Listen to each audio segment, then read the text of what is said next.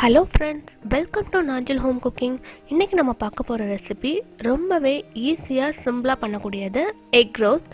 இது எப்படி பண்ணலான்னு வாங்க வீடியோக்குள்ளே போய் பார்க்கலாம்.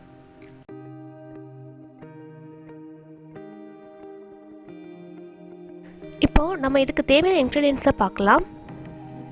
3 வெங்காயம் எடுத்து இந்த மாதிரி கட் பண்ணி வச்சுருக்கிறேன். அதே மாதிரி 3 தக்காளி, ரெண்டுமே ஈக்குவலாக எடுத்தீங்க அப்படின்னா கிரேவி கொஞ்சம் நல்லாயிருக்கும்.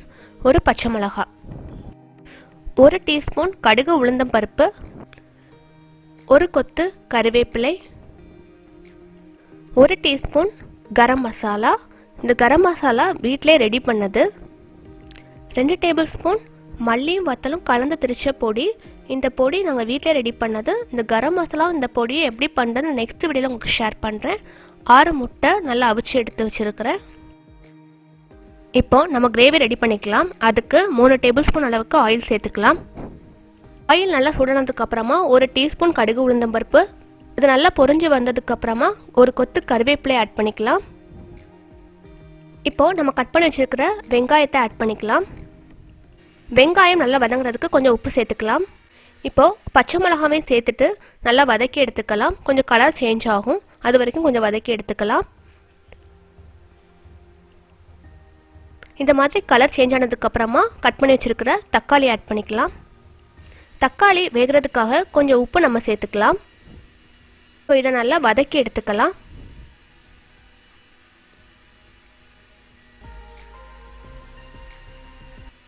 இந்த மாதிரி நல்லா வதங்கினதுக்கு அப்புறமா நம்ம மசாலா பொருட்களை சேர்த்துக்கலாம். உங்ககிட்ட மல்லிப்பொடி வத்தல் பொடி தனித்தனியாக இருந்துச்சுன்னா அதை கூட நீங்கள் சேர்த்துக்கலாம். இப்போ இதை நல்லா வதக்கிக்கலாம். நம்ம ஏற்கனவே உப்பு சேர்த்துருக்கோம், அதனால் இப்போ நம்ம கிரேவிக்கு தேவையான அளவு உப்பு சேர்த்துக்கலாம். இப்போ நல்லா வதக்கிக்கலாம். இப்போ 1/2 டீஸ்பூன் மஞ்சள் பொடி சேர்த்து நல்லா வதக்கி எடுத்துக்கலாம்.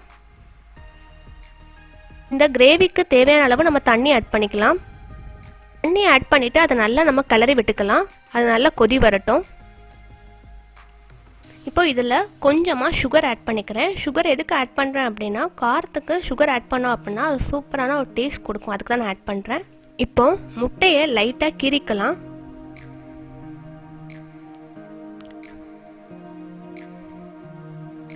அதே மாதிரி எல்லா முட்டையும் நம்ம கீறி எடுத்துக்கலாம். இப்போ கிரேவி நல்லா கொதிக்க ஆரம்பிச்சிச்சு. இப்போ எல்லா முட்டையும் நம்ம கிரேவியில் போட்டுடலாம். இந்த முட்டை எல்லாத்தையும் மெதுவாக கிளறி விடுங்க. அதாவது மசாலா எல்லாம் ஒன்னோட ஒன்று படும்படி மெதுவாக கிளறி விட்டுக்கோங்க.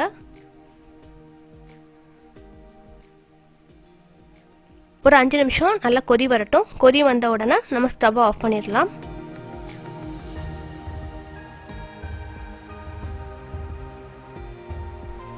இப்போ நம்ம இதை ஒரு பவுலுக்கு மாற்றிக்கலாம்.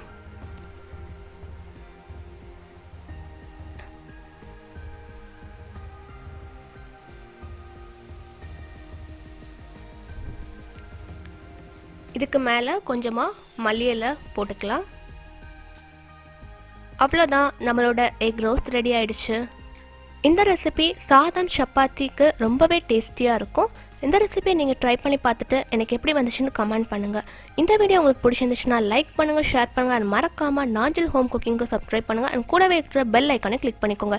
அப்போ தான் நான் போடுற வீடியோஸோட நோட்டிஃபிகேஷன் உங்களுக்கு உடனுக்குடன் கிடைக்கும். இன்னும் சூப்பரான ஒரு ரெசிபியை பார்க்கலாம். Until then, bye and thanks for watching.